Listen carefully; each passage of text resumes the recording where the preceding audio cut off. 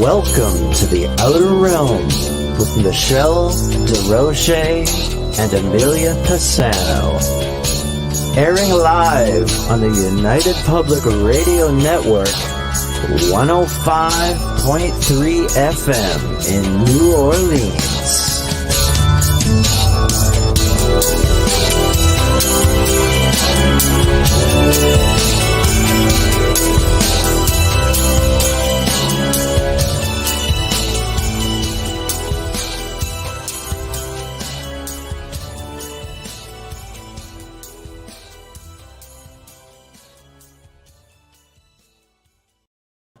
Good evening, everyone. Welcome to the Outer Realm. We are broadcasting live on the United Public Radio Network, UFO Paranormal Radio Network, 105.3 from the Gulf Coast and 107.7 FM from New Orleans. We are fully sponsored by the amazing people over at Folgers Coffee, who have been a part of our journey since day one. So thank you, Folgers. We couldn't do it without you, nor would we want to.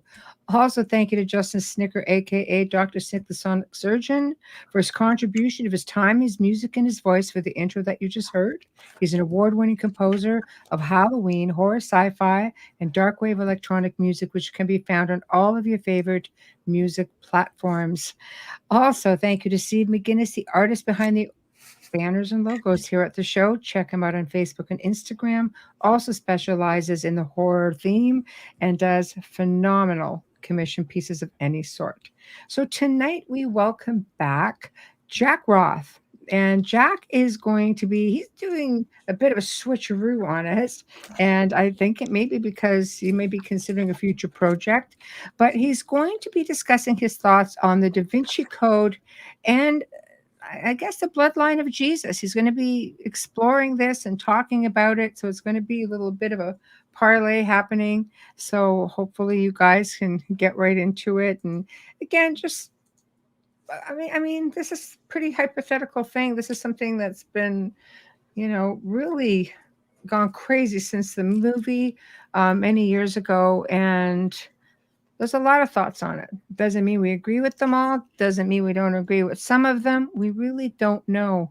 But I think it's just one of those mysteries that, or perceptions, theories, whatever the case may be, that people really seem to be drawn into. So we're going to wait for Jack to come in. Hello, Janie. First one in tonight. Look at Hello. You. Hello. Sorry, I'm in white mode here. I have a child. I know. Amelia's just not on camera tonight. And so I am looking forward to the show tonight because me too. It is a favorite topic of conversation. Yes, especially between us. But especially when it's one of those mystery things. And I think it brings people together and it separates people at the same time. It's like one of those things. Don't talk about religion and politics. Politics, all right. I know. And you can be voting for the same party and you could still split. With this, I think it brought us together, but we won't go into why because this is about our guests. But I actually watched this show. Yes, watched the movie yesterday because I needed that. I don't know, I needed that Hollywood side of it for a second because I know about the historical part and I needed that Hollywood side. And when you watch it, you realize just how much of that is so damn accurate, if I might say. Some of it is. Yeah. And not all of it because it is a film. I think, when you go to these locations, I've been so privileged to have been able to go and walk, the footsteps of the Essenes and go to some of these incredible places. I'll tell you, it does have a really good feel to it. But let's not get too far into it because our guest is here and I just want to include him in on the journey. So without further ado, Jack Roth, hey. Hi, Jack. Sorry you can't see me. I've got a massive migraine coming, but I didn't want to miss the show because I didn't want you to take it personally because I wasn't here last time. Yeah, the last couple times you were like, what the hell? I'm having a problem with migraines this year. It's really bad. Oh. But anyways, how are you? I'm great. Thank you for asking. And I'm glad at least you're here. So that's good. Yeah. As long as I don't have the lights right now, I'm okay. Right. Sitting in the dark. I'm sitting in the dark with just a tiny little light so that the light from the computer doesn't kill me and my eyes are like half closed. But I couldn't miss this, and I couldn't miss you. And I was just saying that I actually watched the DaVinci Code movie yesterday because just for fun, you know. That triggered me. It was like when I watched JFK.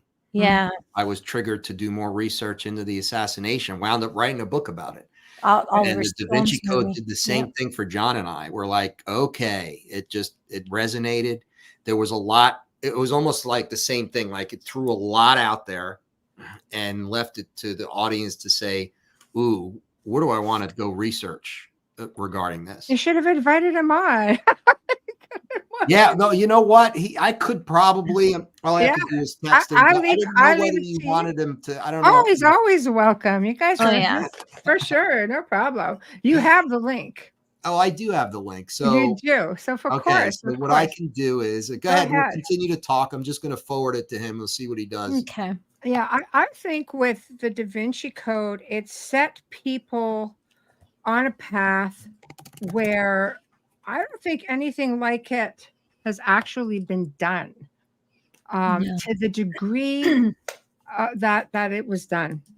Because if you think about it, it's so controversial. You would never have been able to get away with, even proposing something like that in the past. There's just no way.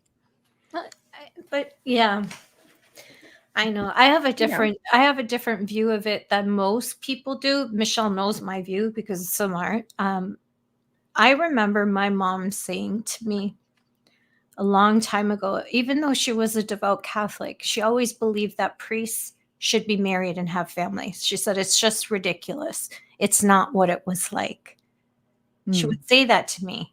She goes, nowhere in the Bible does it say that they weren't married or that anyone of the apostles were not married or families. We don't know what really happened because we don't have all of that scripture at our fingertips. We have the scripture that was given to us. But I remember her saying that, and it just really, excuse me, sorry, intrigued me. You all right? Yeah, I'm just, Want me to jump in? Sure. That's not where you're going. So I'm okay. No.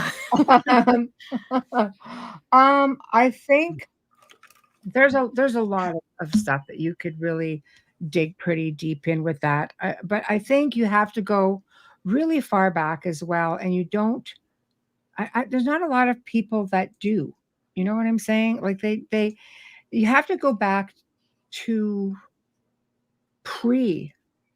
Jesus Christ. You have to go back to the time of the Gnostics and the Essenes. And there's a lot of that stuff that seems to be, it contradicts even things that we know about the resurrection. It's like, no, this really happened. And then if you start reading, like it's scattered all over the place. You need to, John or Jack and I have talked about this before, where we've tried to, you have to piece it all together. And you end up going back to the Essenes and the Cathars who knew the art of resurrection. Yeah. Literally how to die and kind of die and come back in 3 days. Like you see, like there's a lot of information that has been taken from so many different places. Yeah. And something was created.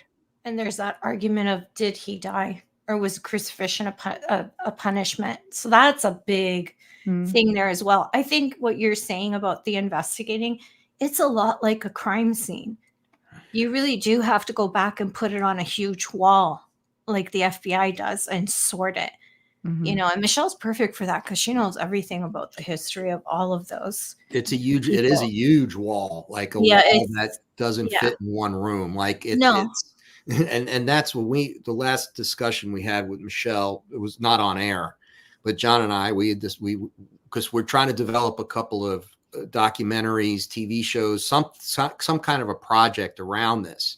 Nice. Which is why I appreciate you having me come on to talk about this topic, because it's something I'm just learning about as I'm doing research on it. Michelle, you're like the you know more about this than anyone I've ever met. She does. Thank you. Believe me. She's been to Roslyn Chapel. I've been to pretty much all of these places, but I'm a student. I learn because I have, I have an interest, enough of an interest that I'm just like, okay, I need to buy this book. And I seek out, guests who could come on and teach us as well. And I'm like a sponge. I retain it. But we all have to remember that this is something that essentially is largely in theory right now. Like, we're chasing this, we're exploring all of this. And it just seems to be, the further you delve, the more you find. And then it's like, how do you piece it together? I have found so much stuff that if I put out some of the stuff I found, people will go, okay, that's it. We can't do this. Well, our heads were spinning after that call we had with you, because we didn't know we were like, there's so much here. That it's like you didn't even know where to begin, right? It's like, what is this all? What is the message here? What is the point of all of this? And I thought about this a little bit before coming on, because to me, when you think about the Knights Templar and you think about Prior Sion and you think about Jesus and Mary Magdalene, the possibility of a royal bloodline, to me, it's about, okay, what do we know? We know that the Christian church and the Catholic Church took Jesus, died on the cross. Whether he died on the cross or not, I wasn't there. You guys weren't there. Right. Well, I might have been. So like, I don't know. you can't provide tangible evidence for that. Right. But I do feel like I was there. Well, here's the thing. So if you take Jesus dying on the cross and you take Jesus's ministry as an actual thing, that he existed, he taught these teachings, then you have to ask yourself, well, where did he learn these things? Who was he that he learned these things? And that's what starts taking you back. Before going forward, you have to go back, right? So did he go to the mystery schools? Was he initiated in the ancient mystery schools, in particular the Egyptian ancient mystery schools?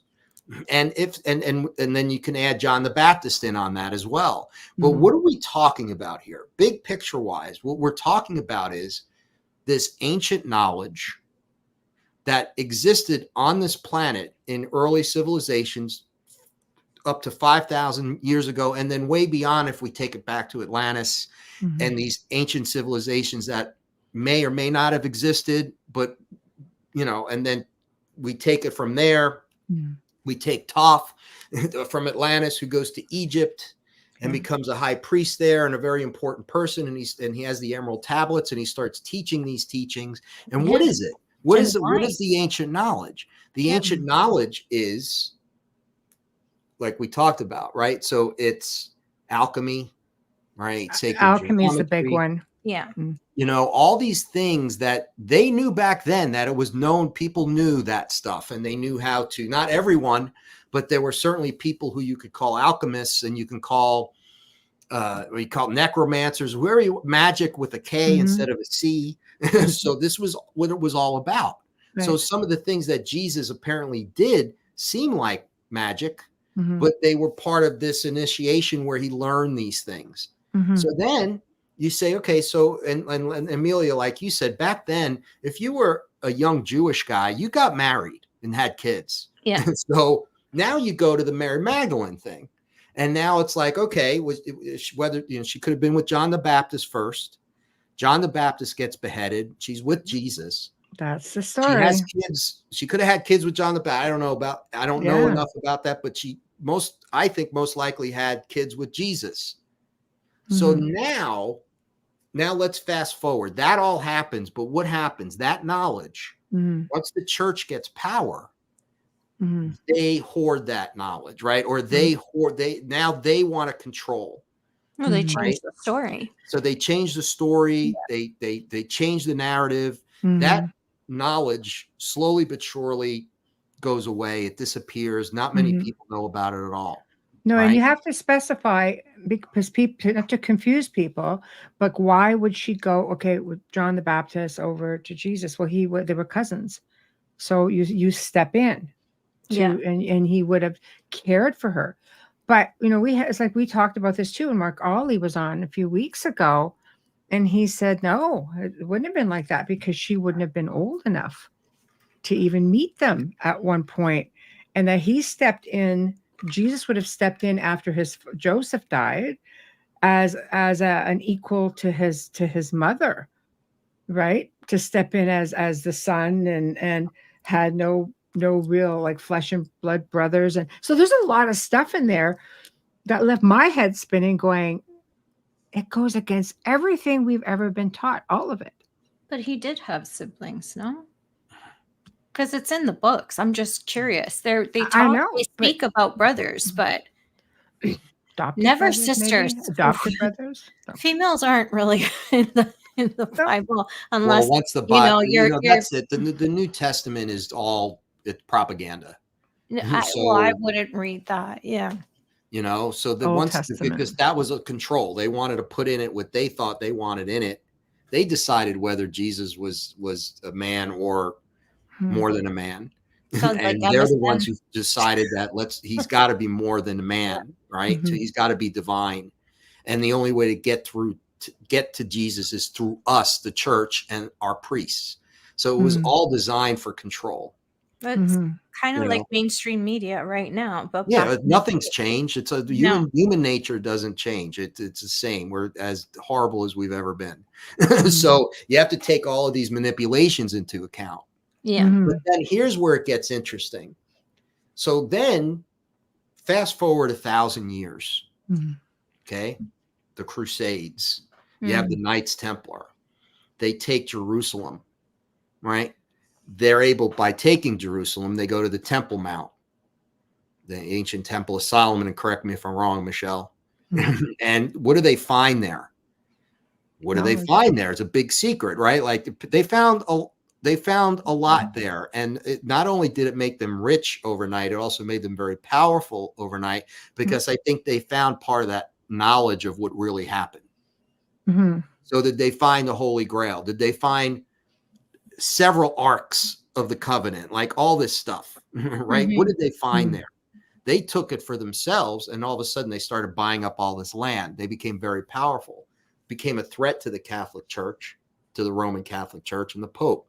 Well, who else was a threat? The Cathars, the Cathar Crusade. And this is all the history behind this, is that it was all about the church controlling the situation, controlling the narrative, controlling whatever that important knowledge was. What did they not want people to know? Well, they didn't want people to know that they manipulated the New Testament. That's not really what happened. That Jesus was a man. He was with Mary Magdalene. He had kids. It was a royal bloodline. It eventually became the Merovingian kings, and et cetera, et cetera. That's why so much of this is in France, because France is ground zero for a lot of this. Once Jesus died on the cross, it's all happening in France. A lot's happening in France. This is what they say, I don't know. I find that, again, there's so much, because you have the tale of the three Marys who come to the south of France. So then you start wondering which Mary is Mary. Like, do you see where it gets so confusing? I mean, I think that this is something that is wonderful. People have come together and thought, oh my gosh, this is like, it's like a mystery, But if you think about that too, the Templars, the keepers of knowledge, and rich men, like we've talked about this, rich men don't give up their wealth to go treasure hunting. There has to be something greater. So to give up everything, I mean everything, some men even gave up their titles, their wealth, their lands. What would make you give up something like that? Right. The ultimate truth. Right. And what is the ultimate truth? Is it connection to source, connection to God? What was Jesus's power or God's power on earth? What was that? And did the Egyptians know? But now we don't know because everything's been, can we find that knowledge again? You have modern mystery schools and they teach a lot of that, right? The power of ritual, and you can get books on alchemy. I don't know if it's everything that's in there that you can actually create another philosopher's stone, but you can get books on alchemy. You can get books on sacred geometry. There's a lot of ancient bookstores that you can find on social media that will sell you books online. And there's one in particular that I follow that I just love. He has books that are hundreds of years old. Oh, that's really cool. Originals. Yeah. And he has a lot of that stuff, like the alchemy, and he's got a lot of the first books from Aleister Wells, like all that's like, it's just, when he opens up the book of magic, the divination, I'm looking at it going, holy cow, how do you protect that store? That's one hell of an insurance claim there.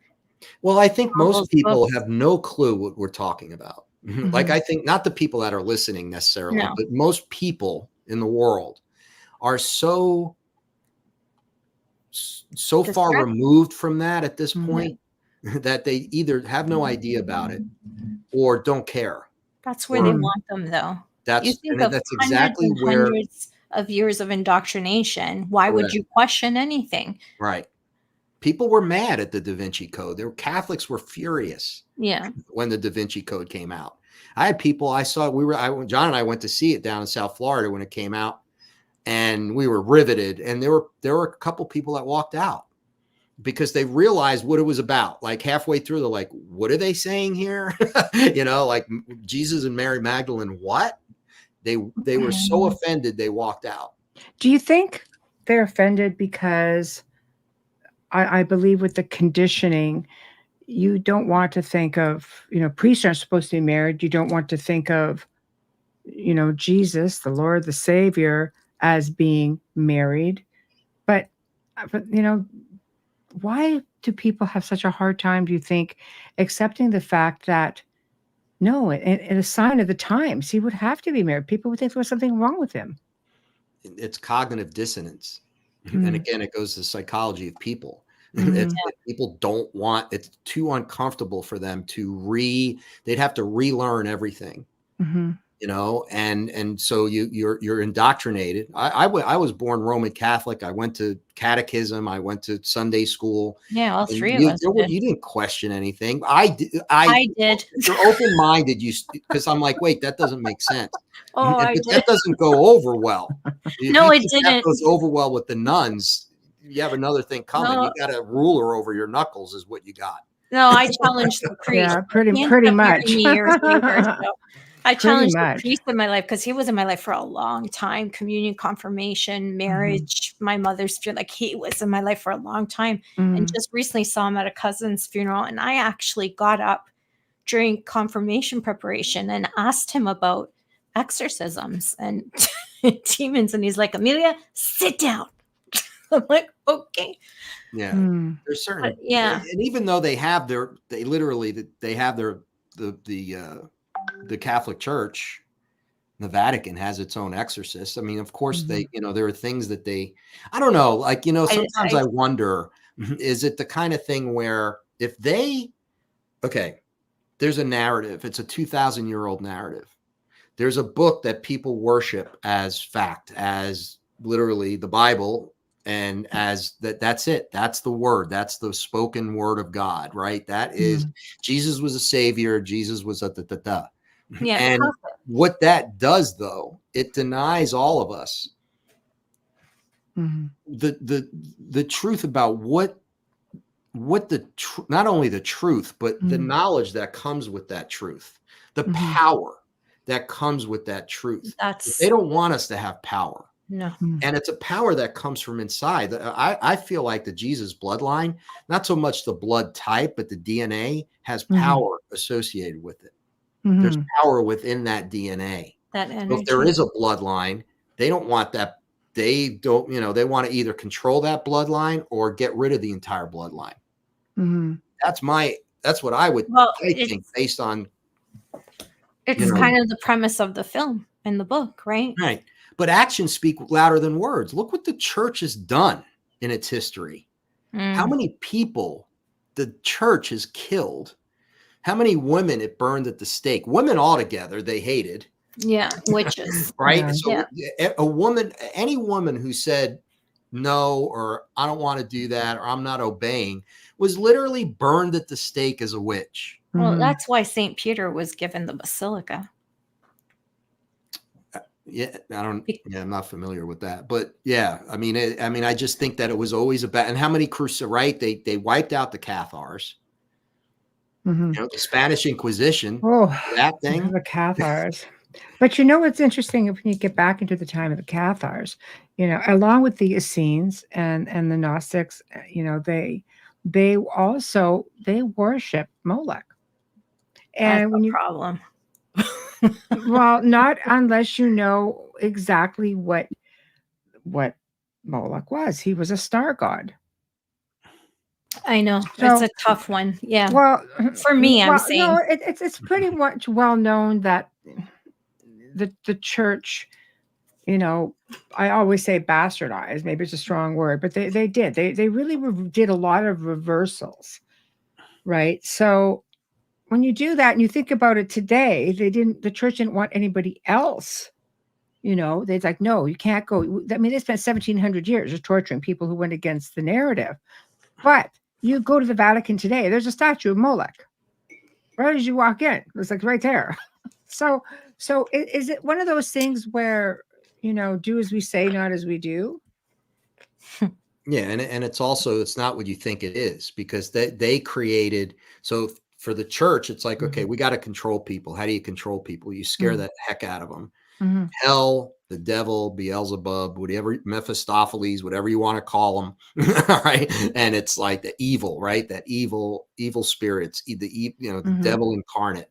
So people are terrified that if they don't act a certain way in life, they're going straight to hell.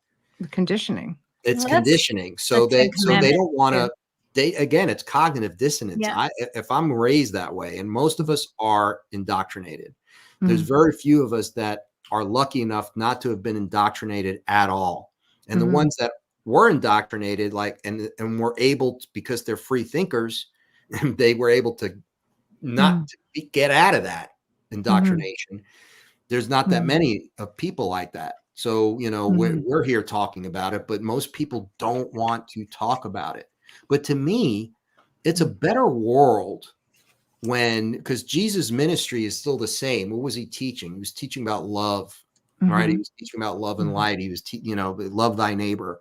It's so simple what he was teaching. And it's about being closer to source, right? And Jesus said, we're all God. We're all God. And then what did the church do? The church said, Jesus is God. And in order to get to him, you got to go through us. So again, it was all about this. But here's the interesting part is what happens after that, because then it's like, why the Knights Templar Priory so secret, right? You have the church killing entire populations. Well, maybe that's why. For control, and because there's a secret they want to come out, right? And the Knights Templar, what'd they do to the Knights Templar? They did Friday the 13th. They go after every one of them. They burned several at the stake. They were able to escape a lot of them, and that was some the stuff Pope with them. Yeah. But why is all this happening? What is so important about this knowledge? Because it empowers us. The knowledge that the Knights Templar had empowers us. The church doesn't want to empower us. They want to be the power. And I think that's what it all comes down to. But what do we miss out of that? What have we missed? We've missed that knowledge of understanding of the universe. And it literally is a universal knowledge of, and that's where the ET thing might come into play as well. Because who was Thoth? Who were the Atlanteans?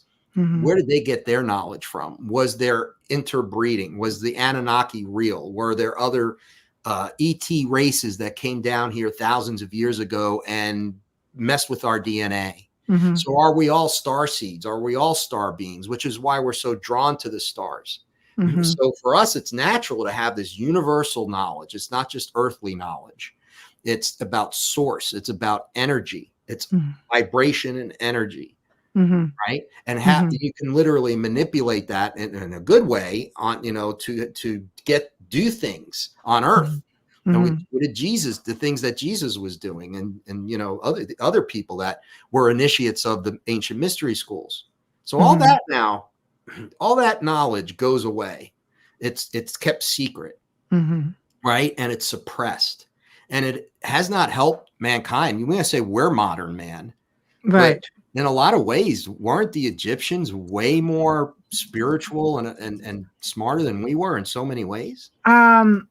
Well, if you think about, if that's where a lot of the mystery schools stemmed from, I believe that a lot stemmed from there. And I believed a lot stemmed from, in the Middle East as well. Right? Weren't the pyramids there first, Michelle? Before him?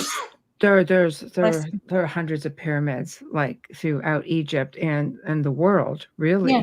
But weren't the pyramids of Egypt there before Jesus? Or did it come after? Okay. For sure. Oh, yeah. No, for sure. Before we continue on, John is in the house. Oh, yay. Really? Bam. Hello. Hi, John. You made it. Hello. Hi. I was on my way out the door and on the way to a cafe to work when I got Jack's text. So I got to turn around and run back. Thank you. We're talking about our favorite topic, John, the DaVinci Code and the Holy Bloodline. Oh, nice. Very nice. Holy Bloodline. There's so much with that. Have you guys have you been through any areas of the south of France or Rosslyn Chapel or anything like that? I have been to Rosslyn last summer. Yeah. And John as well earlier than that. And but you that were was both, an amazing experience. You were both allowed to go in, Jack? To Rosslyn? Yeah. Yeah. So we were allowed. We went in, and then we went downstairs to that. I wasn't able to do that. You were able to do that. Yeah, and then that was my disappointing moment because I was so amped up. So I'm here, like I'm telling my son the whole time. He's 20 years old. For it. Yeah, I'm like, okay, we are going to find the sarcophagus of Mary Magdalene, and I'm going to get on my knees and pray and cry. And I'm not a religious person, but this is going to be a cathartic experience. Yeah. I'm all ready to see this beautiful sarcophagus. If only Mary Magdalene herself. So we walk down there and there's a door that's a little bit open. It's ajar. I'm like, here it is, Nathaniel. Get ready, buddy. And I open the door and there's a vacuum cleaner in there. It was a storage closet. Oh my gosh. And I was, of course, I wishful thinking that there would be that right. Obviously, it's not going to be right there, but it's just a story I tell because I'm like, great. I was hoping to find Mary Magdalene, and I found a Hoover instead. Yeah, they wouldn't leave, even if they had her. They wouldn't leave her out there. Yeah, no, I mean, without question, right? If she's underground somewhere, or she's in the south of France, she's definitely not in that closet. So I love the passion and the joy that you had to. That is really sweet. It was very funny moment, and took a picture of it actually. But no, Roslyn's special place. And here's the thing: everything's coded. Everything's like this big mystery. And it's like when you look at what you're looking at, and you're realizing that you're seeing, it's not what you think you're seeing, and you have to have so much different kinds of knowledge bases to understand what they were trying to tell. And it's a beautiful. It's one of the coolest places I've ever been in my life. It's got a piece of every religion, right? It's unbelievable. Yeah, every religion. And which begs the question, what were they trying to say? What were they saying? And obviously built by a Knights Templar. We know that much. Yeah. Well, the Sinclairs were. They were Templars, and they had been part to of the bloodline too, right, Michelle? Well, they are, because the head Sinclair, which is a Duke of Normandy, comes from the Viking Rollo of Normandy, and Rosslyn, where Rollo is actually, I say buried, he's in a sarcophagus in a church in Normandy, and they're replicas of one another.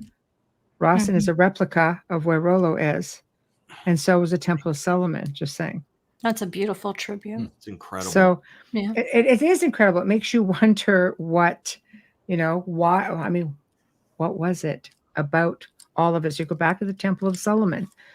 Why is everything modeled after that? Because you get into a lot of symbolism and stuff like that when you get into stuff with Solomon. Mm-hmm. But let's put the symbolism aside, then you're getting into, the Ark of the Covenant. Or from what it appears to be surfacing now, one Ark of the Covenant. Right? Solomon, And Queen King of Sheba, Solomon they have a son. It goes to Ethiopia. That would make sense. And if correct me if I'm wrong, but King Solomon himself, one of the modern mystery schools, is based on the teachings of King Solomon, and that ancient mystery school is the school of King Solomon. That's and right. he was one of the wisest kings ever to live. That's right. Well, where did he get all of this wisdom and knowledge from? And then what was in that temple?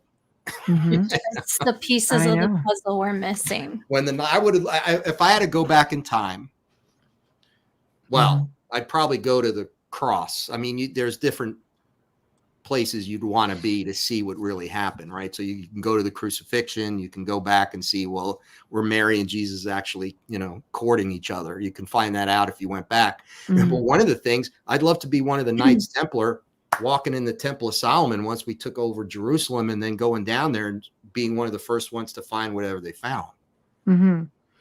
Whoa. Well, I knowledge scrolls.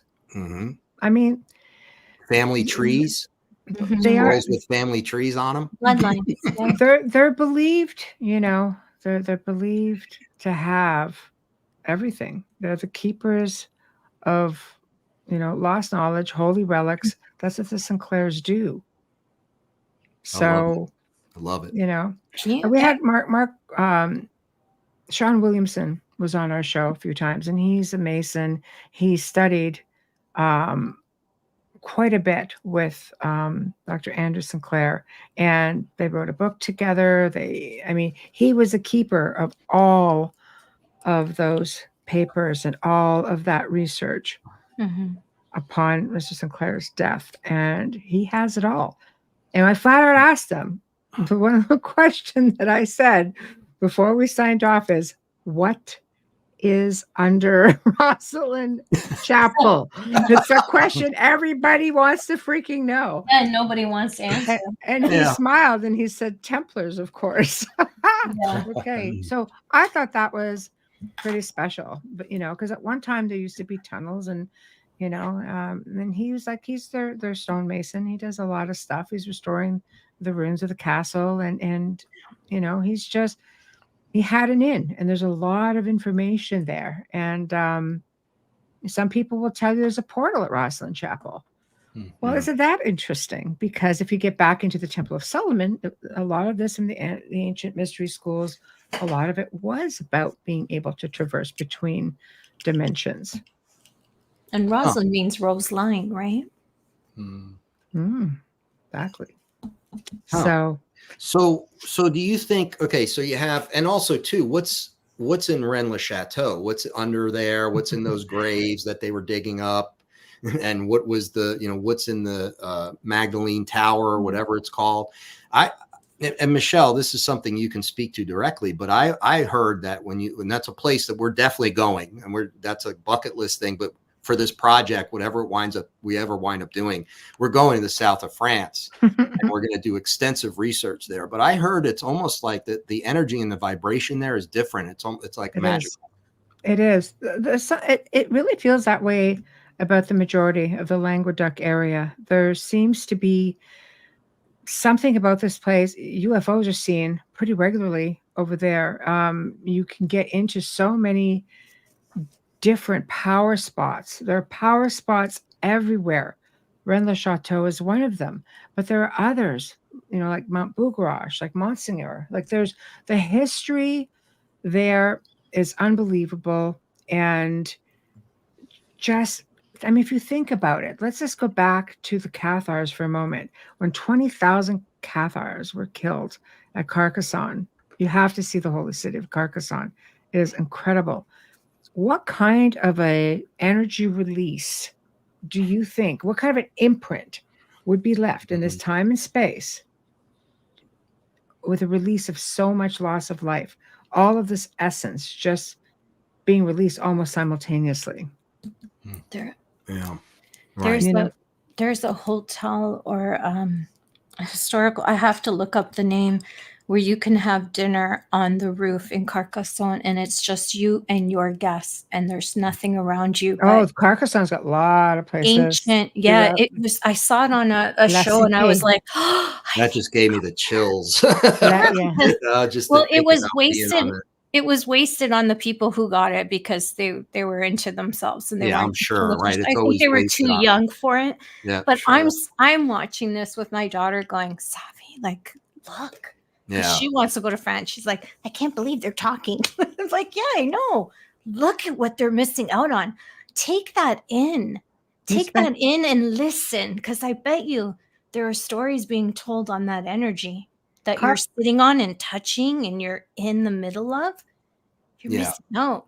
I would turn my cell phone off. Place, yeah, it's so right. No cell phones. Turn the cell phone off and just. But you want to go into La Cité. La Cité is it's like the old town of Carcassonne on the mountain, and it's got the cathedral, and it's got the castle, and it's got it's beautiful. Time stands still, that of course, that's what I think that's after the Templars were rounded up, King Philip got the castle, the property, and he just restored it.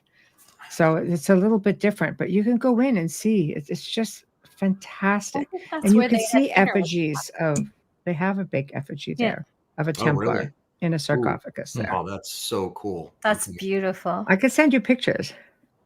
That's really cool. Yeah, I can Michelle, is that area known to be haunted? Like ghosts, like hauntings? Yes. I mean, for sure, I've talked to a lot of people who've had experiences there, both with, paranormally, and with, seeing UFOs, and photos have been sent to me. I stayed in a small town called Malve, which is Malve, which was probably about half an hour from Rennes-le-Château. There was a town of 800. And I stayed in what was a building that would have been probably maybe a stable or a place for the help, I guess, because it shared a courtyard with a castle. And we couldn't get into the castle because the townspeople all saved up to buy it. I mean, they restored. It was a family who restored the building I was in. And it goes back to like maybe 1200s. Incredible. Templars probably would have stayed there or close. But the castle, they saved their money. They pulled it together. They bought this castle. It had been sealed up for hundreds of years. When they opened it, they found that they had the largest collection of Renaissance art in all of France. When I was there, they had people from the Louvre there, and they were documenting it, and they were restoring it and drawing it out, sketching it out.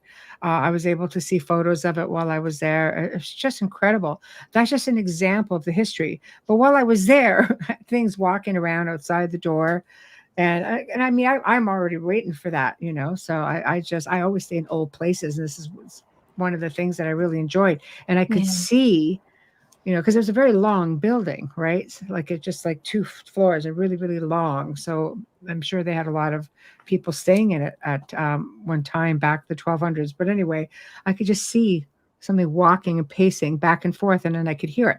And I'd go over and I'd open the door. It's just like nobody there. Like, yes. Hello, come on, show yourself. Yes. But you want to sit down? You see it everywhere. Any place you go. Rennes-le-Château has a feel that's... I was doing EVPs in French in the tower. That's cool. And I ended up with a very interesting photo, but I didn't see until 2 years later, because I don't always look at my pictures right away. It took me 2 years. I'm busy. And I was just like, what the hell is that? Who was that? I know. So, and it was Sonia. I was going to say, but I knew the story. I was like, can you imagine having a conversation with Sonia? He wouldn't talk. I spoke in French, and you just had a feel. I knew I was not by myself. Not at all. These people want you to know the truth. I mean, that if we go into this, if we go to spirit right now and we go into that part of it. You think so? With our question. Absolutely.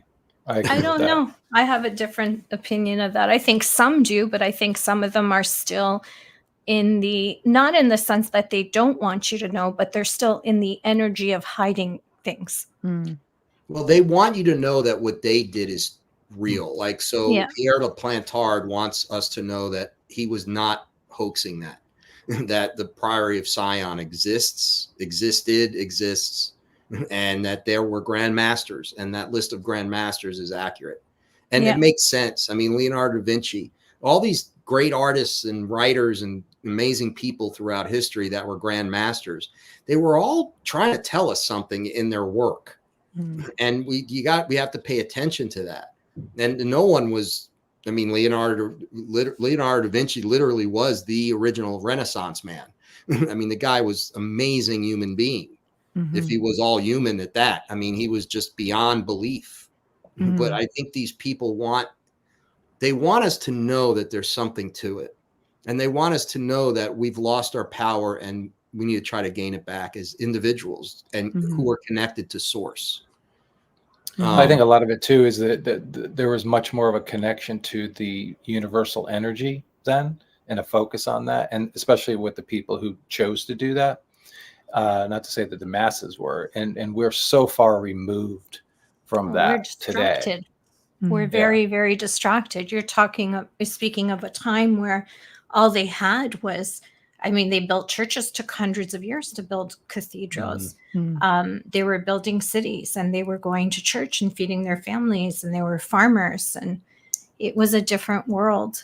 So they would have been more open, especially if they were seeing things like UFOs, which there's records of, and you see that with aliens over the years inside the pyramids, outside, in the great works of art that we're speaking of. There are many signs, and people will dismiss it and say, oh, it's a lip something cloud. Yeah, okay. If it makes you feel Da Vinci better. was notorious for being able to mirror images. Symbols, and he would document in his artwork UFOs. He would, you'd see Mother Mary in the background, you'd see the craft in the top, but he would mirror his images, his paintings. When you opened it, it would look like an extraterrestrial. Like he's got all kinds of that. It's pretty interesting.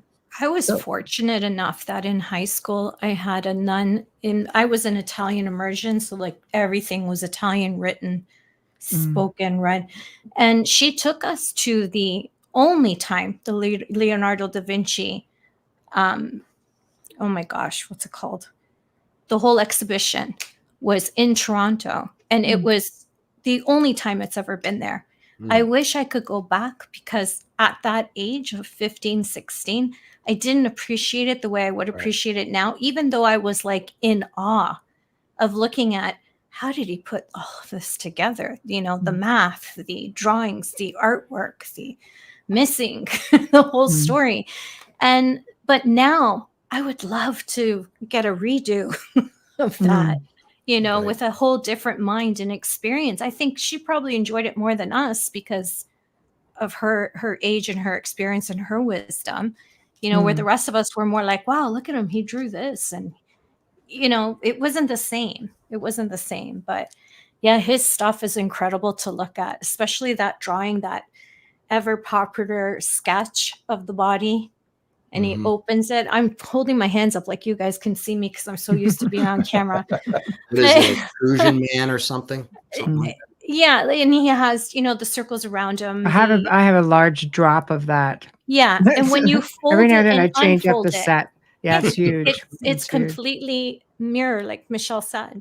That's the whole thing. Whether it goes, from top to bottom or side to side. And that was what stuck with me, was that particular one. I think it sticks with a lot of people, but. Well, it comes back to the church, hindering, suppressing, conditioning.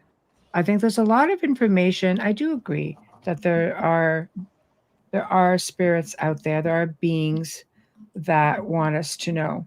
because suppressing us hinders our growth and our evolution. Right. And maybe that was the point all along, was to Right. hinder our evolution, For dumb power us up. control. Maybe they were moving too fast. No, it's again human nature. You know, I think that no one has caused more damage to humanity and humanity's progress than the church. Period. It's not even close. And it's a shame that what went down the way it did 2,000 years ago, and then shortly thereafter. And the way they were able to take that kind of control. So that's something that we all need to be aware of. And I would say to everyone listening tonight, watching, listening, that that's what we're talking about here, that there's that knowledge that's available to all of us. It's in our DNA. And we just have to, you know, remember, accept it. Remember, right. You know? Yeah. And take control of our own power, right? And own it, and understand that it's like what Jesus said, we're all God.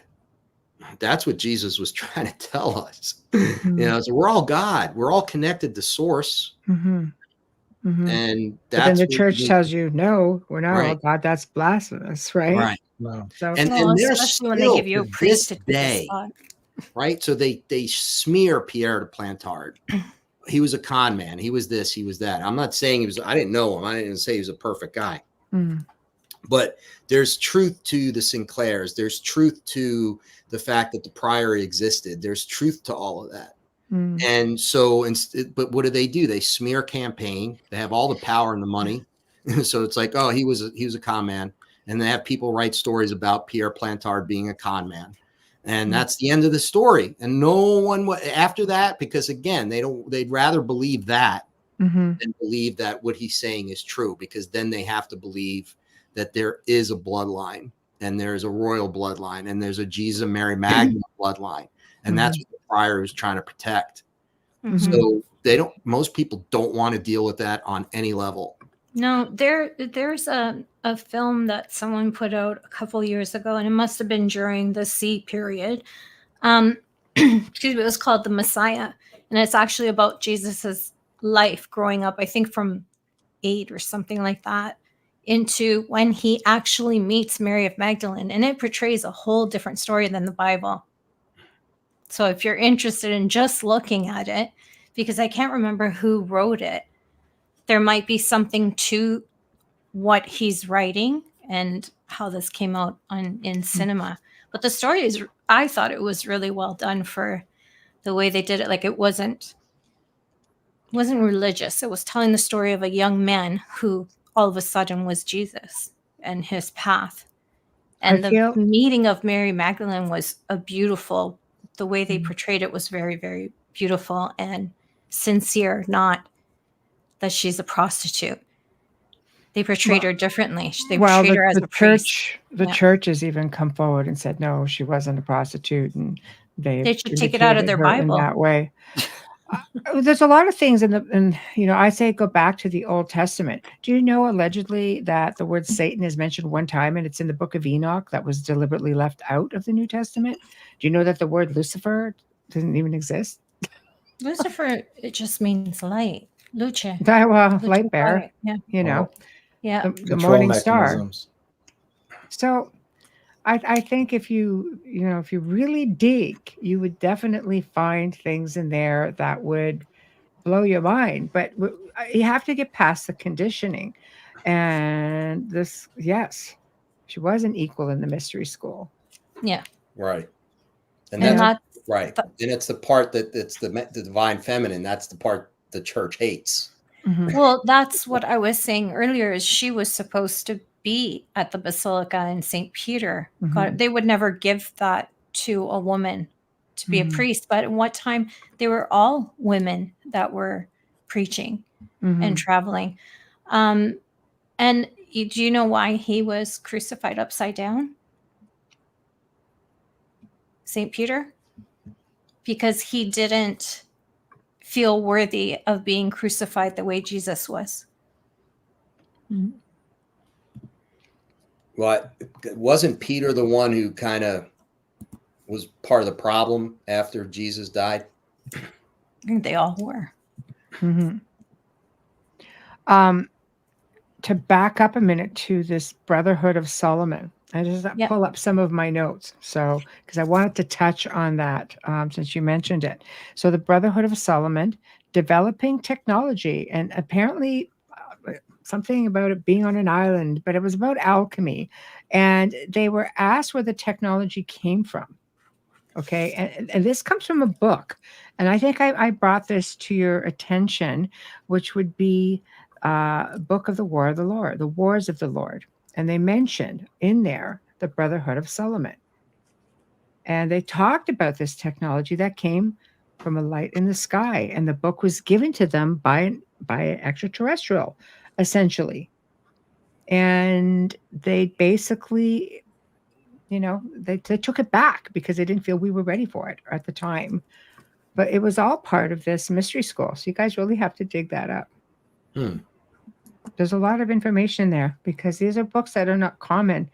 You know how people burn books after a while? They just take things away, but you can still find. So easy. It was so easy back then to control.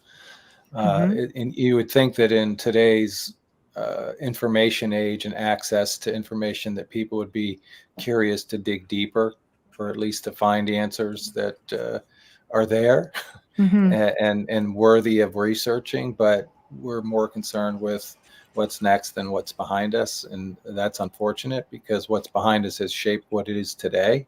And that becomes the problem. The problem is that our future's fate has been shaped by the past, and we have the power to reclaim that if we choose. And unfortunately, the people who do the most work in these different disciplines are the ones who are criticized and demonized and, just basically thrown out because of their connection to what is most likely reality and truth. Yeah. It's unfortunate. That's why if somebody's criticizing you, it's usually because you're on the right path. Yeah. And they're afraid. I think fear is the you say it perfectly. They're afraid. The fear. People fear change. It's easier to have a safety net, and when you're conditioned from the time that you're a child, you want to think that this is for the good, your own good. Your parents were educated the same way or conditioned, and it just keeps going back, up and up. I mean, hundreds of years. Having traveled the way that I have too over the last several years and experiencing Catholicism in its different forms and different, so seeing it, European Catholicism is different from the visualization of it, the presentation of it to the masses is different from in the Americas. And then when you get down into Central and South America, it's Jesus is scary, and it's all intended to scare people. The imagery, the portrayal of Jesus is one that is frightening. It's absolutely frightening. Isn't that interesting? I didn't know that.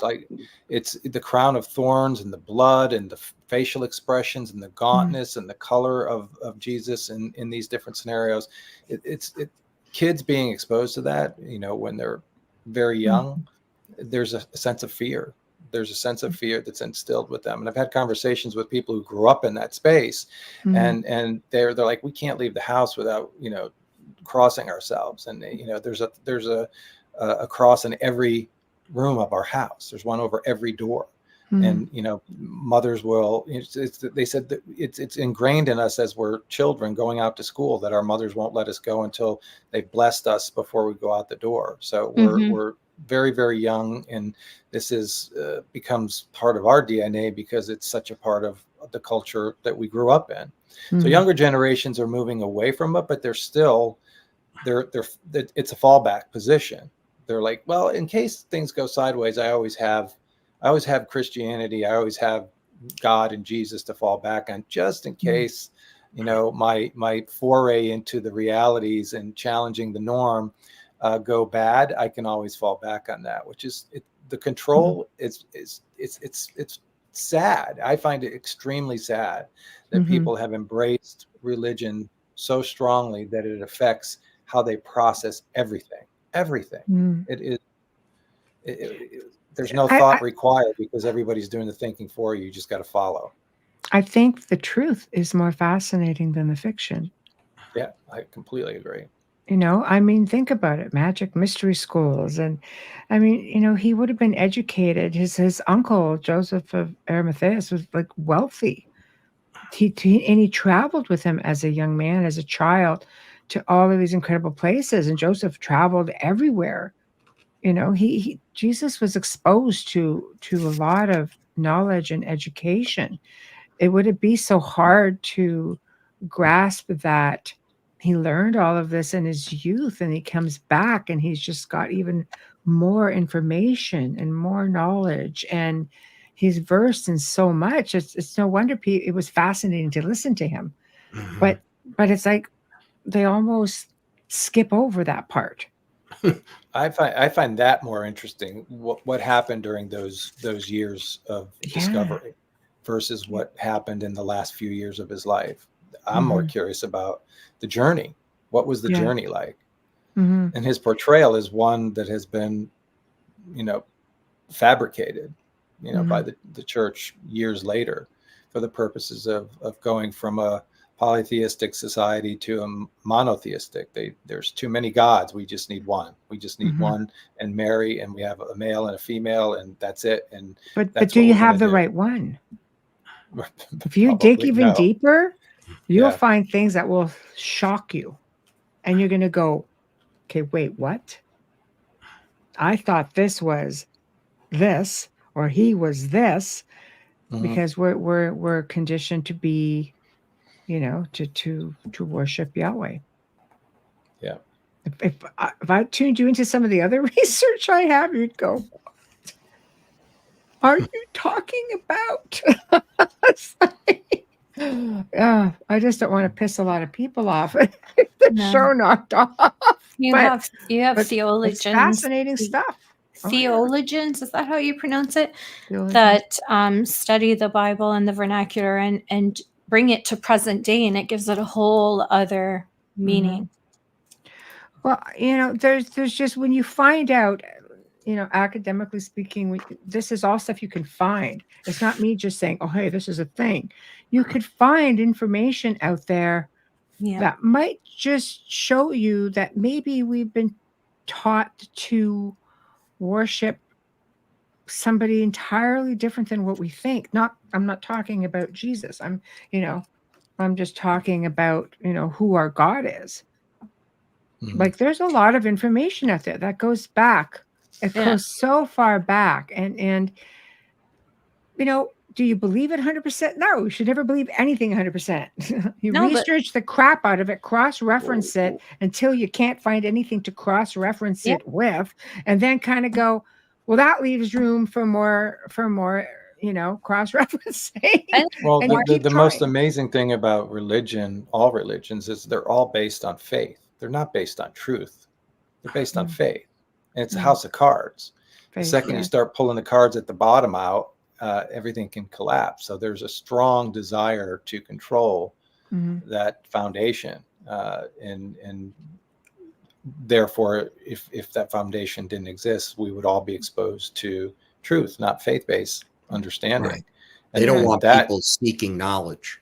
No. If just to add what Michelle was saying about how we possibly might be worshiping something different, here's an example: Dante's Inferno. If you invert it, then they're going up to the sky. If you turn it upside down, they're going down levels of hell. Which one is it? There's just stuff, honestly, like if you just things that you can go ahead and Google and just, delve a little bit for yourself. Look up who the Hebrews worshipped and who the Jews worshipped and who the Hebrews and the Jews were, where they came from, who the Canaanites and the Phoenicians worship. There's a lot of stuff in there. Like, there's a lot of stuff in there. So when you on the road, for Jesus and Mary Magdalene, you really have to look at some people, some theologians or some researchers will tell you, oh, it's all metaphorical. You're kind of going that way. I don't think How so. to know? Yeah. No, because with every grain of this, there's a truth of this, or there's a fable of this. You just have to connect enough dots where you can say, this is the big picture. But getting to this picture, there was a whole lot more in the background. That was a lot of it was copycatting at the time too. Mm-hmm. The whole everybody was a prophet. Everybody was a prophet, and then it was like it needs to be controlled. And and when you think about it, it's like I find it interesting when we look at it from a historical perspective. So all of this was happening between 2,000 and 5,000 years ago, that all of this bubbled up. There's been no prophet since then. There, it's like it was the time, it was the era of prophets, and were all the foundational thought. No, those things all existed for thousands of years before that. And it was usually based on the nature and astronomy or astrology and the sky and the stars and the positions, and it was all of everything they did was based on the times of day and season. It wasn't based on religion. So the further back we go, if there is an ability to find the truth in all of that, and to upset the apple cart of belief and faith, to me, Jack and I have had these conversations for decades about the desire to expose the truth. That wouldn't it be nice if, given the choice between fact and fiction, that people leaned into fact more than fiction? But our entire societies are based on fiction and faith, and that's I find that puzzling, that people do not want to unearth the truths and the realities of what was and what could be. We need more explorers. We need more explorers, right? Hi, Kevin. Past guest. Now that's a guy that knows stuff. Just saying. As well. Yeah. Hats off to you, Kevin, for sure. But do you think? Let me ask you this, based on what you just said. I feel I've always been an explorer. I want to learn. I'm a student. I will never stop being a student. I just constantly want to learn things. Do you think? I believe that the dead speak, personally. So do you think that good mediums can get you these answers? I mean, I know the truth. I've been playing around for 20 years. So I've been put on paths that have taken me in directions to where I am today. Yeah. There's no question that is a way to get those answers. And like you say, though, it's got to be someone with true ability. And they have to, spirit, if you will, has to want to communicate through them properly. So, and we are lucky enough, John and I, to know someone who's like that, which is why some of this we know to be true, because in a way that you cannot explain away, certain people have come through this particular psychic medium and said things that only like she could never have known. And I'm confirming, because I'm the one who's done the research, right? And saying, you know what? Yeah, that makes sense. We talked about Fournier, father, and well, yeah, right. And so why not just channel? Some people look at Jesus as he's an ascended master. Some people claim to speak with him all the time. Why not just channel Mary Magdalene? Channel Jesus. Like, why not? Why do you think people have tried? Or do you think people are afraid to channel Jesus? That's the blasphemous. Like, what? And really I'm just posing a question. To prayers. Yeah, well, sure. I mean, people claim that they speak to him all the time, right? Through prayer. But I mean, through mediumship, because I look at abilities, they're all gifts. Again, you get the church, certain religions that say, oh my God, no, this is the devil's work. No, No, it's a gift. It's an ability. Mm-hmm. Right? Right. It's something that you've been blessed with, and you should do good with it for others. You Right. do good for others. You do good for humanity. You know, I mean, you're going to do what you want to do with it. But if it comes to you, you should do something with it. So why not communicate? I agree. And that's the way for deniers to dismiss it out of hand. That's the devil's work. Think about what they're saying, the devil's work. I mean, that's a total indoctrinated statement. Well, because you're not supposed to seek out the divine light. It's supposed to seek you. That comes exactly from the upbringing. Yeah, exactly. So God forbid you go out and try to find stuff out on your own. Yeah, but yet they encourage you to reach him through prayer. Same thing. Right. It's just a matter of who's listening. Controlled environment. Well, right. Through prayer? Where are you praying? Like for them, how you pray, you've been taught how to do it. It's not how personal is it? You're kneeling down. You learn I'll stay out of that one. Well, you learn. You learn. You don't have to pray their prayers. I'm just saying in the state of prayer. But I'm thinking when you're born into a Christian Roman Catholic environment, everything is structured. You go through these steps. Everything is a step, and until you're old enough to have your own ability to discern information, but up until you're in your teens, you're doing everything based on the way they told you to do it. Totally understand you. And then I'll tell you the story of Fatima in Portugal. Prayer on a mountain, vision of Mary. There's quite a few of them that have happened and are hard to dispute because of, like these children that pass away and come back from life all around the world have described Jesus. And one has been an artist since she had her NDE and came back, and they have all drawn him the same way. So there's so many questions. You have to look at all the sides of it. Playing devil's advocate. Yeah. Okay. We've had people on the show, Barry Fitzgerald and Brian Allen, who have researched a lot of this stuff, and they believe that some of the Marian sightings, and maybe not all, but you have those mimics as well, right? Yeah. Who go out there to they'll mimic some of these sightings just to, to draw in the faithful, so to speak. Keep the dream alive. Right.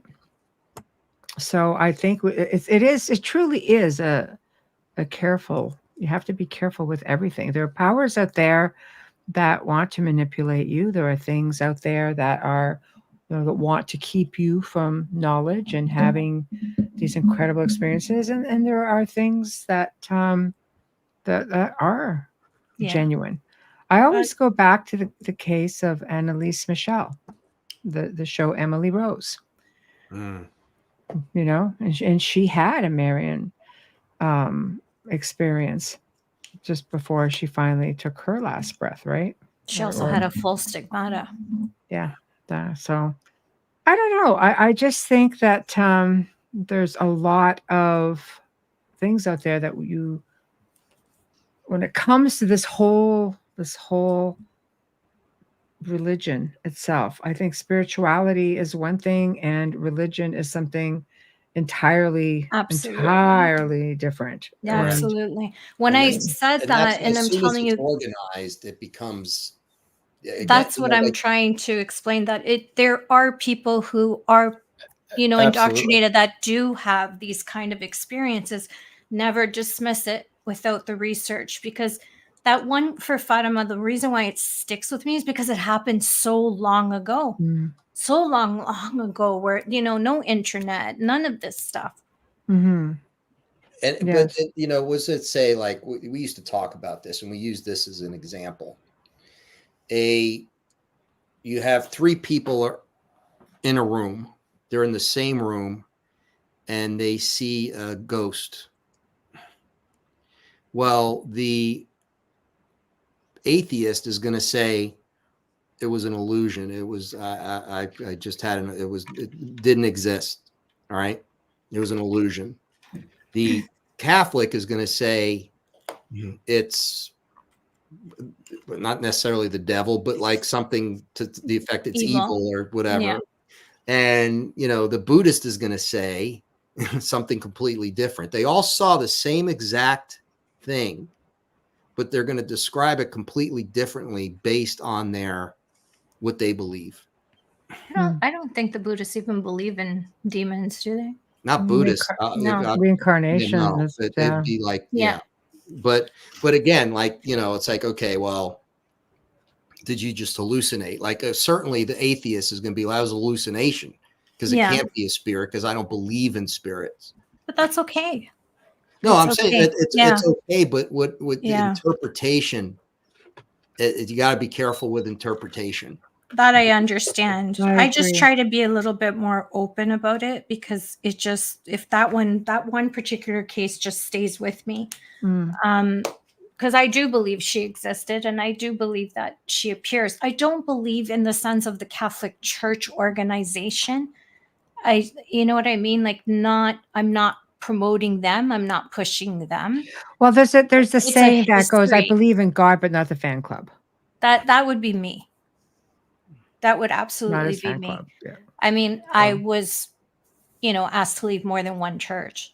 It's not like I've been questioning since I was a child. Well, the problem with religions and the idea of religion and organized religion is that it separates all of us here. Of course. Oh, yeah, there's tons of bottom line religions. Is that there's one truth. Right. There's one truth. There's not 8 truths. One spirituality. There is, and that's exactly, and that's the idea that we're all tied together through this source, if you will. You can call it God, you can call it whatever you want to call it. Yeah, because different religions are going to call this a different thing, but it's source. It's light. It's the light. It's the source of power, right? It's the source of where we get our inner power from. So, and we're all connected to it, all of us, whether you're Buddhist, Jewish, Jews and Palestinians who kill each other. They're not going to ever want to admit this, but they're all connected. They're all the same, all the same.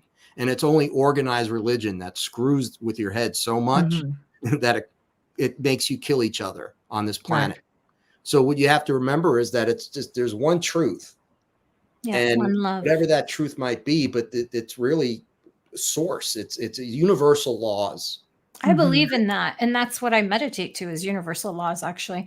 But I believe in that 1,000,000%, that there is something there. We can't, it's in all of us, and we can't just name it. It is. It just is. And that ancient knowledge, that kind of ancient knowledge was all about, again, let's boil down the message that Jesus's ministry. What was the message? What were the main messages there? Well, the things he talked about the most, according to, if you read the scriptures, is he talked about love thy neighbor. And he also talked about the ills of money. Those were the 2 things apparently he preached about the most, right? So he was against money. He was against material things. And obviously also it was all about love. So if you take that in its purest form, and take out all organized religion, anything you've ever learned in a catechism class or Hebrew school or wherever, right? Take all that out and just think about that message in its purest form. That's, I think, the important thing to remember is it's about love. Love is universal, and we've been taught to hate and fear, and we should be loving. And if we all did that, these people that have power over us now would have absolutely zero power over us. Well, that's why it's being protected. Right. Absolutely. That's why it's being protected, because then the elite can't be the elite. Right. It's very sad. And then you sit here, but see, this is a part of it that, Michelle, you and I touched upon this in one of our last conversations, but it's that you got to factor in human nature here. We have souls, right? But we also have 3D bodies with actual brains, right? And this is what makes it complicated. Our egos. It's big. Our sense of self, our sense of self-awareness. And if it's not our intuition, right, then it's our ego. So our intuition is our higher self. That's our spirit. And the ego is our lower self, because it's based on fear and low energy. Because it's absolutely. Yeah. So if you think of it that way, human nature is such. Let's go back 2,000 years. Jesus in his ministry dies on the cross. Well, think about what's happening there already. You got the Romans who are, they're just all about power and control. They have slaves in every country they were in. And including South of France. Let's crucify this dude. Yeah. They were so cruel that they almost got major enjoyment out of it. Okay. Well, he had too much power. He was more popular than the Pope. When the chateau was actually a Roman stronghold. It was all Roman before that. No. Yeah, they controlled everything. Yeah. And then you have the Jewish high priests who Jesus was also a threat to. Right. So you have this beautiful message of love and love thy neighbor, and human nature comes into play and ruins it. And then human nature comes into play again afterwards and controls it. And it's the ego. And it's like, instead of, why can't everyone just be about love and light? And if the Cathars were, the early Christian sects were all about that. But then it's like, no, it's about power. It's about control. And it's insecurity. Human beings are so insecure, it's ridiculous. And some of the most powerful people in the world today are the most insecure people in the world. Well, and not only that, let's add in not only the normal brain that's messed up, let's throw in mental illness, sociopaths, psychopaths, narcissists. Well, that's the underlying everything in sociopath, psychopath, all the paths. Actually, the underlying thing is narcissism. Right. Yeah. And so then that's part of the human condition, unfortunately. So what percentage of the human population are narcissists? Like 11%? If it's more than 1%, it's terrifying. I think it's more than that. Guess who controls everything? They're all crazy. I learned this doing the JFK book. All those very powerful men who killed JFK, they were all sociopaths, narcissists, psychopaths. They were the worst of the worst. And they didn't care about peace and love. They just wanted power. But it goes so far back, though. It goes so far back. You know why the Cathars were killed? Because they worshipped. I mean, they didn't believe in what the church was saying, but they didn't believe you should pay the church to worship. Right. And they didn't. Right. Okay. Technically, the Essenes and like I say, the Essenes and Gnostics, the Cathars, they also worshipped Molech, the star god, as well. So, but they also, they had to believe. They just didn't believe you should have to pay the church to worship. Right. And look what happened. And they felt they understood the divine feminine as a very important coexisting with male-female energy. Because Molech had a female counterpart, which was Ishtar, which was like Isis in Egypt, right? Right. Right. And that's what Jesus learned, right? That's right. That's what he learned that. He knew that Mary Magdalene was his Isis. Not that he thought that they were, but I'm saying I understand his counterpart. And she was as deserved to, who's going to inherit the reins of this. And, and again, that's where Peter and these other idiots ruined that. But it was, it was a combination, because she was supposed to go on and continue his teachings, and that's where she was supposed to run the basilica, and Peter got it. A lot of it had to do with her being female, and that the Catholics didn't accept. It took away from the goddess, right? Oh, yeah. Peter, if I'm not mistaken, Peter hated Mary Magdalene, and he wanted nothing of her. Like they did not like that, and so they didn't like sharing Jesus with anyone. If you watch if you read about the story or you watch Messiah, you'll see that as well. None of them were willing to just take her in. But again, because it took the attention off of them, and she was the stronger one, and she was the one that understood more, the more educated one. And again, that's human nature, right? If you take away all of our flaws, and that's, I think, what the bottom line of all this is, is that ancient knowledge, whatever it was, enabled people to balance to the point where they got it. It's just understanding, right? An understanding of the fact that if I let go of the ego and just, if I wake up every day, and this, I tell people this, wake up tomorrow and make up your mind in the morning, have your coffee, and then get up, and whatever you do tomorrow, bring joy to whoever you run into. When you go to Starbucks or wherever you go, kill people with kindness all day long, and see what mark it makes, not only the people that you're communicating with and the people you touch and come into contact with, but also yourself at the end of the day. You're going to be much more positive. You're going to feel good. You're going to feel much better. If you just make that effort to be kind, love thy neighbor, and say, you know what, even if the girl behind the counter has the world's worst attitude, I'm going to kill her with kindness until she smiles at me. I've done that before. Right. Have you been to Canada, Chuck? Well, the United States is a mess, Amelia. No. It's a mess here too. But I'm saying, like, we're known for killing people with kindness.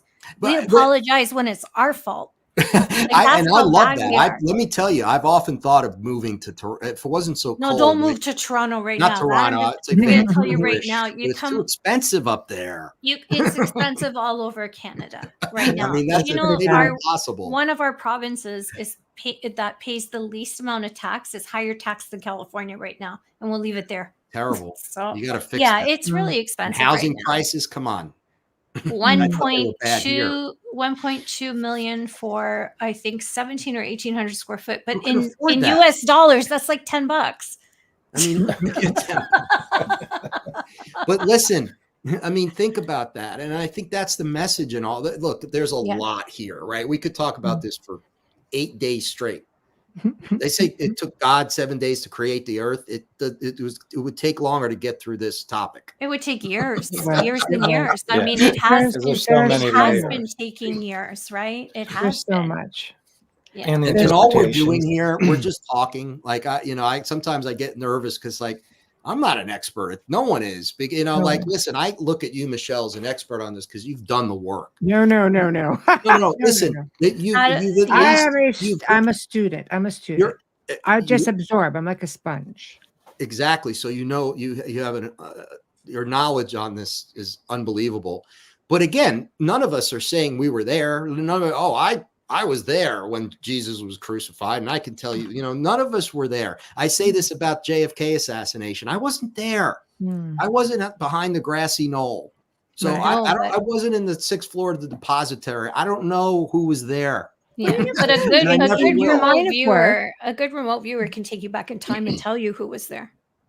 And that's why the government was using. The government is totally into remote viewing. Make no mistake about it. That is something they use because it's a very powerful tool, and for them a weapon. But yeah, absolutely, remote viewing is as real as it gets. In your line of work, you guys, making films and interviewing people, maybe one day you'll meet somebody who's actually an incarnation of the people that you seek. That would be amazing. Sure. You never know. But would you give that information away, or would you hold it to yourself? There's the question. Good question. I'm curious because everybody's kept it private. Would you blow it? Let's say you met Mary Magdalene through reincarnation and you knew about it. What would you do with it? That is an incredible question, because here's the problem. John and I are dealing with this right now. We've been privy to information that's come from what you say, Michelle, like when we talk about psychic mediums, good ones, whether, remote viewing, psychic mediums, the real deal, and information that you can not so much confirm, but you can validate one way or the other. You can corroborate, if you will, and that there's no other explanation for it. But how do we create something, whether it's a documentary or a book or whatever it is, that people are going to rip to shreds because they didn't experience that? And rip DaVinci Code to shreds. Yeah, well, of course. Yeah. Yeah, It's of course. always going I to be agree with someone. Dolly on this. Yeah, I that think if person you would ever not met her, inform you. I You don't wouldn't think know. I don't think she would tell you. Because Yeah, I think some things go to the grave because the world is not ready for it. there are some things we're not supposed to know. I don't think it'll be that in could be this some of lifetime. the inner workings of up there. Mm. I don't know how you would describe what word you want to use to describe that. Well, John, help me out it's here. a You know what I'm universal talking No, about? we continue to, any conversation that we have about any of this is through the interpretation of the human form, the human Yes. process, the human mind. So Right. we're using the only tools that we have available. We Right. don't have the cosmic awareness. We don't Right. have all the elements in our favor to discern this in a way where it makes sense. And I think there is, dripping of information that comes to help advance that. Mhm. But imagine if this information was all readily available. What would be Mhm. the purpose of living? What would be the existence, the reason for existing? Oh. Just for everything to be good and happy? There would be no yin yang. There would be no Oh, opposite. kumbaya, yeah. Yeah, it would be all positive. I How don't know. could we There's exist? so much to learn, though, John. Can you imagine just for a moment if the Library of Alexandria was never burned down? Oh All my those God. scrolls were in a museum. Heartbreaking. Do you know that there's an ancient library in Tibet? Do you know that there's an ancient library in Romania and in other different parts of the world? Can you imagine what's in those libraries? Ancient libraries that have been discovered. Well, Tibet's had, they've known about theirs forever, but one in Romania. This has just surfaced, I think, sometime in the 80s. So, how many more are hidden from us? And I'm with you on that one. How many don't we know about? Just like I came across that man on social media selling these books. These books were collected over generations on his father-in-law's side, hundreds of years. They weren't just something he collected. He's doing this for his father-in-law who passed away. It's him and his wife now. And it's gone, I don't know how many generations. There's a reason why Mary of Magdalene was hidden. And a lot might have to do with DNA, not to be able to prove that bloodline, but whatever it is, I honestly don't feel that the Knights Templar or whoever you connect with on the other side is going to tell you where she is. I really don't, because this is someone that they've protected, and they know that if it goes out, especially into this world today with all the conflict that's going on, just religiously, all the wars, you think about it. Power. What's the first thing they're going to want to do is desecrate her. Oh, without question. And that's why it'll that's never why come everything out. is so cryptic. Everything's always been cryptic, It whether has it's to Leonardo da be. Vinci's paintings or communication that you might get from the other side is always going to be cryptic. And what they'll say is, listen, it's true. And then when you try to get details, you're not going to get it. So in other words, it'd be like it's true. Somebody told me a secret. They'll confirm, right? Exactly. Right. But then if you say, where's Mary Magdalene buried, you're not going to get the answer. No, I feel like that answer is for a privileged few in that bloodline. I don't feel like it's for everyone. I feel that if you're meant to get it, you'll get that information. Right. But it hasn't come out of yet. And I don't think it'll be in this lifetime. I'm just saying, from someone who, I'm just very passionate about her and the whole story. At least we have people accepting him as a person now, where before other religions didn't even accept Jesus as being Jesus. As even being at all. No. and now they see him as he was a prophet. He was a preacher. What I don't like is some people are either Jesus was the Son of God or Jesus didn't exist. There's got to be a happy medium. We don't know. And we don't know. And even in the Bible, he says, I am the Son, the God, I am the Father, the Son, and the Holy Spirit. I am one, is what they're telling you. So what does that mean? Did he just come down in physical form, this oneness that we all go to? It doesn't mean I mean, he was Jewish and the Jewish people don't accept him. So it's just, organization is not a place for this. It needs to be spiritual. It needs to be factual with history. That's where it needs to be. It's really, it's a very deep rabbit hole. It is. The DaVinci Code, the movie, makes it look so cut and dry, but it's a movie. It goes back so far. I mean, the Nazis, look, I mean, like I said, you look at Richard Stanley and Hamilton White book, and Otto Rahn, who was basically out there, spent, so much time looking for holy relics, the Grail quest. The Grail is what they were looking for, but Hitler was on a quest for holy relics. He went to Rennes-le-Château. Otto Rahn was looking for this stuff. They knew something was there. They were. And why? All they cared about is power. So why would they want these relics? Right. That's true. Scary to think. Well, in magic, we believe that the power comes from the wand, from our body directed through the wand. It is used as an instrument. It could be that some of these relics are used for rituals and contain, can be the key to opening another dimension or opening a portal to something. We don't really know. But remember one thing, there are things that are documented. Remember the story I told you. Again, if you listen to Mark Ollie's interview, he'll fill you in on quite a bit of stuff.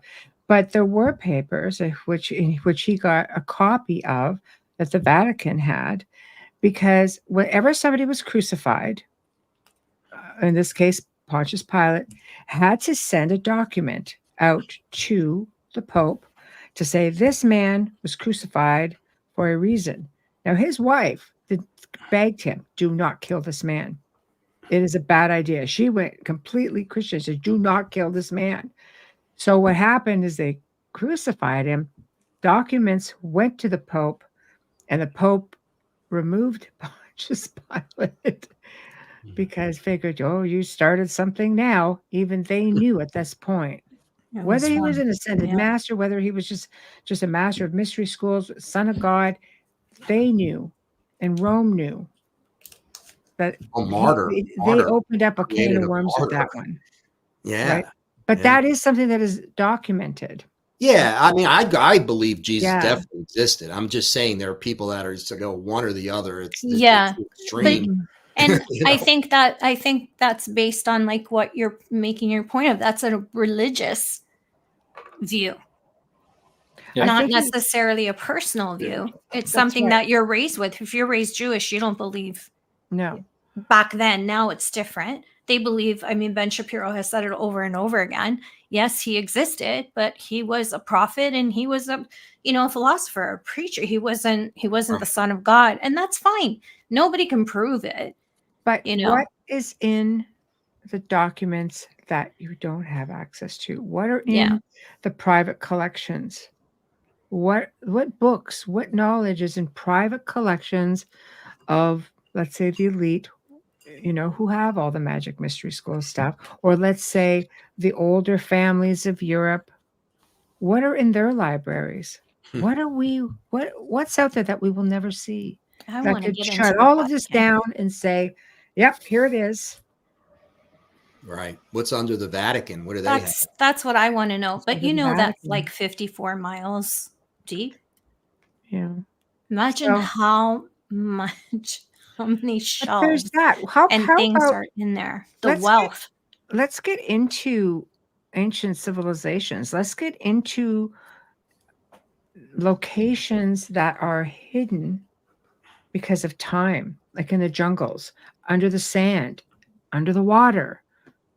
I think information will continue to surface because it's surfacing now. We have the technology. We've got LiDAR. We're finding, the lost city of gold. They found it. Like, there it is. They found this thing. We are finding pyramids through satellite archaeology. We are finding underwater cities. Yes. Oceans, water is receding, or we are, we just found one, some lake here in Canada I'm researching it because I'll talk about it tomorrow night, where they just found these incredible glyphs in the water, and you can see it from above. You're thinking, what the hell was all of this? How many churches they're finding underground? Dolly, I meant 54 miles long, not deep. Pre-Ice Age. I think, I don't know. I think we're going to start finding a lot, and maybe that's where you need to start looking. I'll send you stuff. There's anything on Oak Island, just to throw it out there. There could be some treasure there. I think the Knights Templar definitely made their way here. Yeah. I don't think Mary Magdalene's there, but I think that they had some maybe a little treasure. I'm guessing, but objectively speaking, right. There's something there. I mean, they did find stuff, and they found coins, and that goes back to that. So yeah, that just proves that someone landed there. It didn't happen. Yeah, I think that they were there. I believe that they were there. I believe they were all over North America, and we are yet to learn so much more about it. It's funny. When I was researching for a show going back about, I don't know, 2-3 years ago, I came across an article on where King David was buried. And it was believed that he was underwater somewhere. And I thought, that's interesting. And I think it may have been somewhere in an ocean, like somebody, I think, maybe tried to move him. Then you have those who don't believe he ever existed at all. So it's interesting. You see what I'm seeing? You think you're onto something, and then you go. Yeah, it's access to knowledge. There were massive earthquakes and volcanoes that destroyed entire civilizations. They're either buried under sea or they're under whatever. How much of absolutely. They wouldn't have been able to determine depth or the size of the land masses under them that they were putting these massive stone buildings on. Of course. But you know what's very interesting is how the church built their churches over top in some areas of power spots and ancient goddess and god temples. Yeah. Mm-hmm. Yeah. The whole idea of ley lines and that, and there's an energy associated with that. Right. Right. And the sun and the moon, how it sets and I know Pisa was done that way. So where do you think you guys, I mean, you're obviously exploring this, which tells me something exciting is attached to that. So can you share with us what you're hoping to do or what you're toying with? Part of it, that conversation we had with you, Michelle, was an exploratory kind of conversation to figure out. And I remember asking you, like, where do you go with this? What's the takeaway? And you're like, there's not one takeaway. But if you, how much time do you have? Exactly. But it's trying to figure out not only, listen, we could do certain things and tell a great story, and it could be very compelling, and we can focus on one area of it, etc. And then there's the idea of finding that thing that no one else has, right? The idea that there's something that we found or we're going to find, have access to that no one else has. And that's when you're going to see that on TV. Because that, as far as TV shows go, we were told just a couple of days ago by someone who's does Expedition X, he's done a ton of stuff. And he's like, these days, 5 years ago, you could have done just about anything if it was a good idea and you knew the right people. But now they want that thing. So if you're going to do a UFO thing on TV, you better have a crashed UFO, an alien body, or tape recordings that no one has, photos that no one has ever seen before. And that applies to everything. So if you're going to do something on the Knights Templar, and I'm like, well, if I had the Holy Grail, I wouldn't need to do a show. Isn't it about the journey? It's about the journey. Would you even want to? Right. It is about the journey. But you're going to come across information at some point where you guys might say, oh, we just can't put this out. Oh, I agree with that. Due diligence, right? Like you might come across something and you might say, well, part of it too, with the way TV and you know this, Michelle, their goal is to sell the concept first. So you need something really sexy, that one thing that they go like, oh yeah, we can do that. And then you have the ability to mold it into the ongoing component, and it can go in a lot of different directions. So I think what we're being told right now is the pitch is all about that shiny metal object that no one's seen before. So the pitch has to be that. We also talked about it in the concept of you never really have to show the shiny metal object. You just have to say that you have it. And as long as you do it in the right way, you create, there's TV shows where it's all about the hunt and they never find anything, but yet people are riveted. They watch them all the time. Yeah. That's why sometimes it's a good old fashioned documentary that you have complete creative control over. Well, that's what we like. That's the story. That's why we did those documentaries the way we did. We didn't do TV. They were one-off documentaries. They were filmed. Yeah.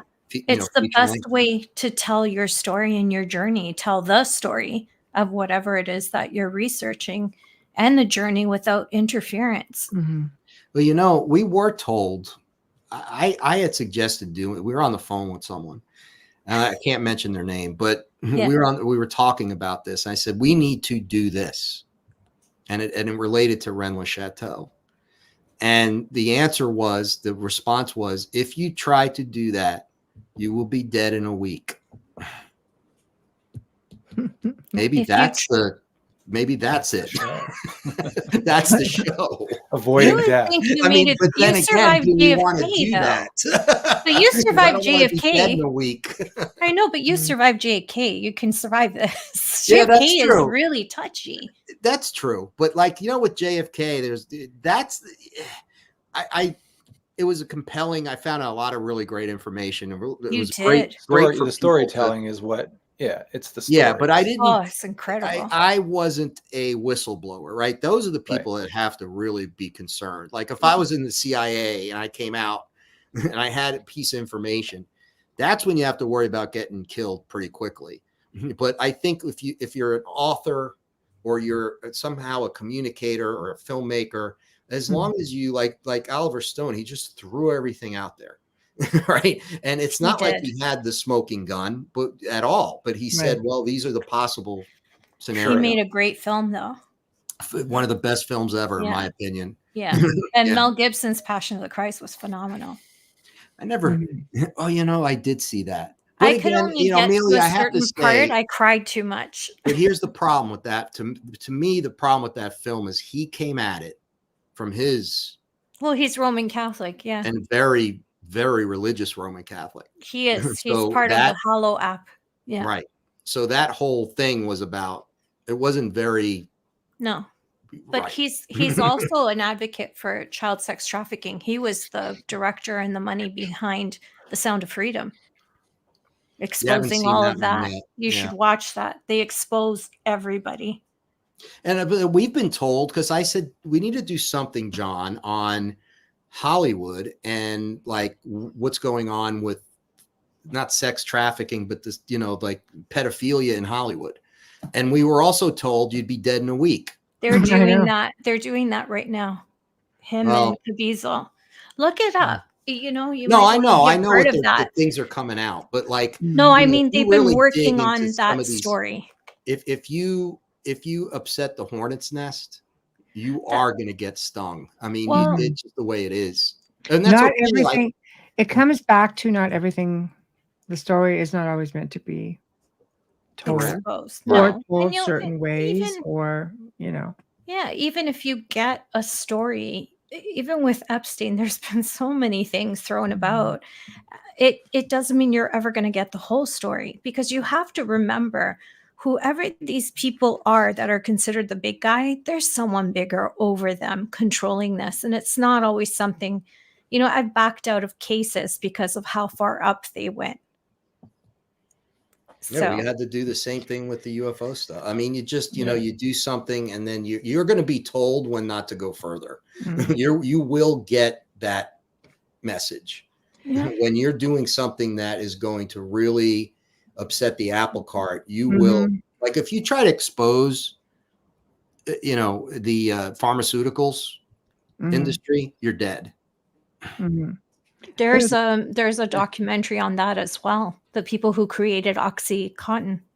There's a documentary all about them. These are really big families high up, and they all stem from some of the original 7 elite families, which make the Rothschilds and a lot of other people, like even the royals, look like little puppets. There's some really, really big things up there. So how far up do you want to go? You can go all the way to the top.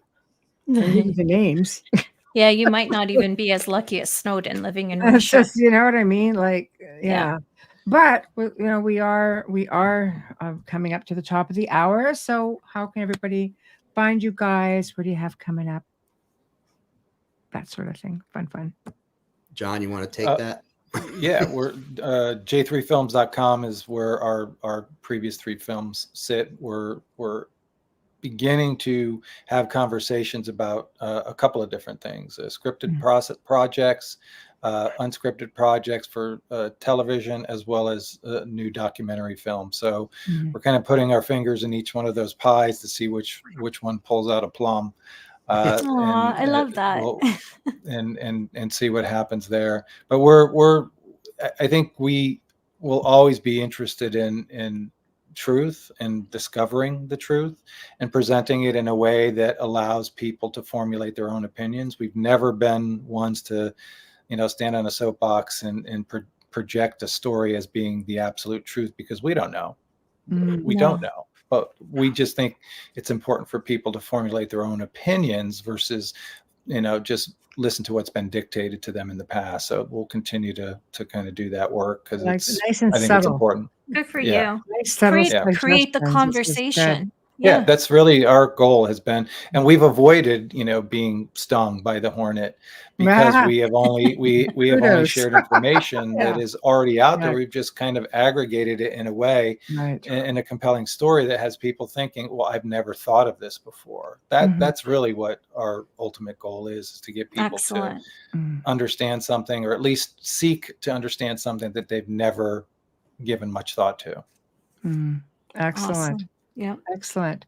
Well, I like to thank you guys for joining us this evening. It was an interesting conversation, and I love it. A sharing of ideas, a sharing of, you know, theories, and I love the whole exploration of the DaVinci Code and the Holy Bloodline, because I really feel that is where your journey pretty much will be. You will be explorers on this journey, and you're going to uncover all kinds of things. I'll send you stuff as well. It's just true. I will. We appreciate that, Michelle. It's in the right hands. Yeah, we want to talk. We want to talk to you about the shiny metal object too. So, which one? Which one? We just need one. I like shiny objects. I'm like a crow or a raven. I like shiny things.